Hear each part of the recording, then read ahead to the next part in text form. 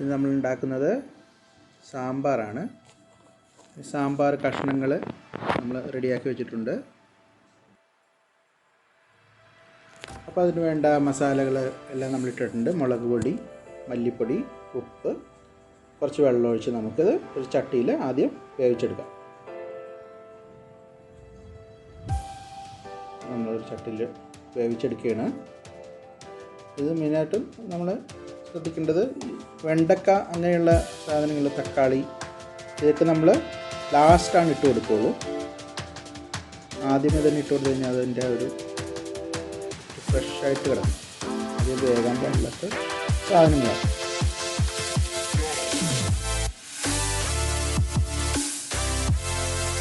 നമുക്ക് അടുത്ത് വെച്ച് വേവിക്കാം.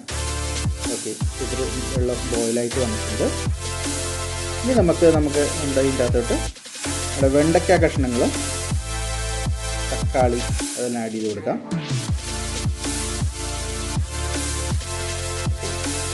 വെണ്ടയ്ക്ക ഇട്ടു, തക്കാളി ഇട്ടു.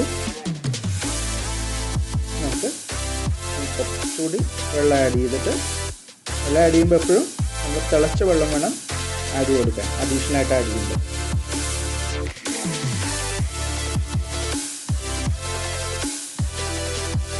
നല്ല കുറച്ച് വെള്ളമെല്ലാം ആഡ് ചെയ്ത് നമുക്കിതൊന്ന് ഒരു തിളവെണ്ണ വെയിറ്റ് ചെയ്യും. ഇതാണ് കുമ്പളങ്ങ. എനിക്ക് ഏറ്റവും ഇഷ്ടമുള്ള സാധനമാണ് സാമ്പാറിൽ. ഓക്കെ, ഇത് നല്ലോണം തിളച്ചിട്ടുണ്ട്.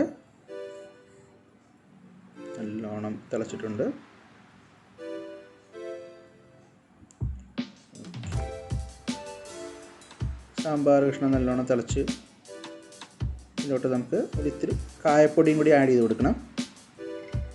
കുറച്ച് കായപ്പൊടിയും കൂടി ആഡ് ചെയ്ത് കൊടുക്കാം.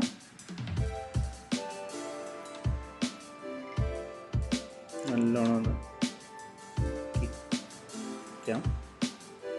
നല്ല തിളച്ചിട്ടുണ്ട്.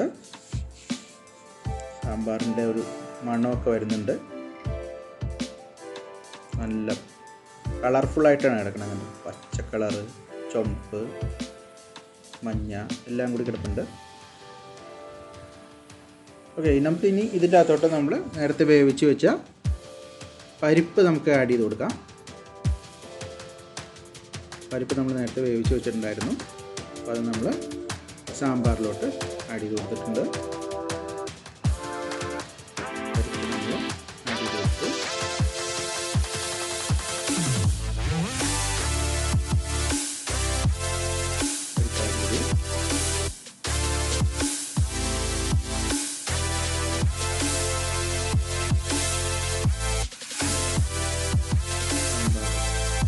ഇനിയാണ് നമുക്ക് ഇതിൻ്റെ അകത്തൊരു മെയിൻ സാധനം, ഇതിൻ്റെ ബ്രാഹ്മിൻ സാമ്പാർ പൊടി ആണ് നമ്മൾ ഉപയോഗിക്കുന്നത്. ഇതിൻ്റെ അകത്ത് ബ്രാഹ്മിൻ സാമ്പാർ പൊടി 2.5 ടേബിൾ സ്പൂൺ നമുക്ക് ആഡ് ചെയ്ത് കൊടുക്കാം.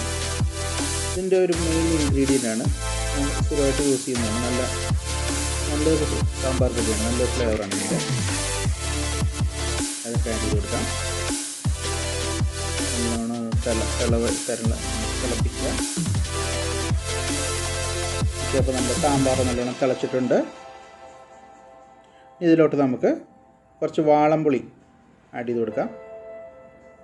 വാളംപുളി പിഴിഞ്ഞ് ആഡ് ചെയ്ത് കൊടുക്കാം. മല്ലിയിലയും കൂടി ഇടാം. മല്ലിയില ആഡ് ചെയ്തു.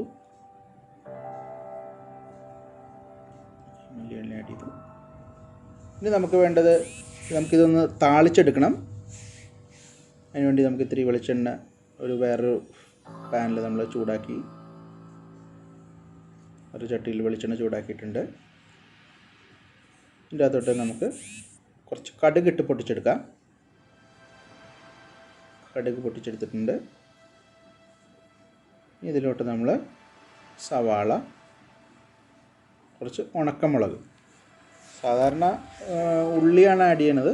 അപ്പോൾ നമുക്കിപ്പോൾ ഇവിടെ ലോക്ക്ഡൗണൊക്കെ ആയതുകൊണ്ട് നമ്മുടെ കയ്യിൽ സവാളയേ ഉള്ളൂ. അപ്പോൾ നമ്മളത് സവാള ഇട്ട് കൊടുത്തിട്ടുണ്ട്. ഉണക്കമുളക്, സവാള കൂടി ഇട്ട് ഒന്ന് നല്ലോണം ഒന്ന് വഴറ്റിയെടുക്കാം.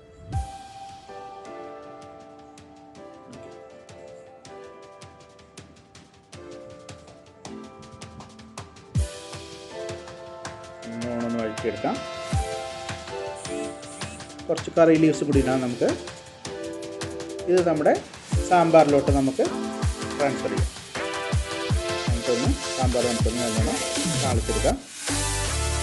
ഓക്കെ, അപ്പോൾ നമ്മുടെ കലക്കൻ സാമ്പാർ ഇതാ റെഡി ആയിരിക്കുന്നു. എല്ലാവരും ട്രൈ ചെയ്ത് നോക്കുക. സൂപ്പർ സാമ്പാറാണ്, എല്ലാവരും ട്രൈ ചെയ്യാം. ഓക്കെ.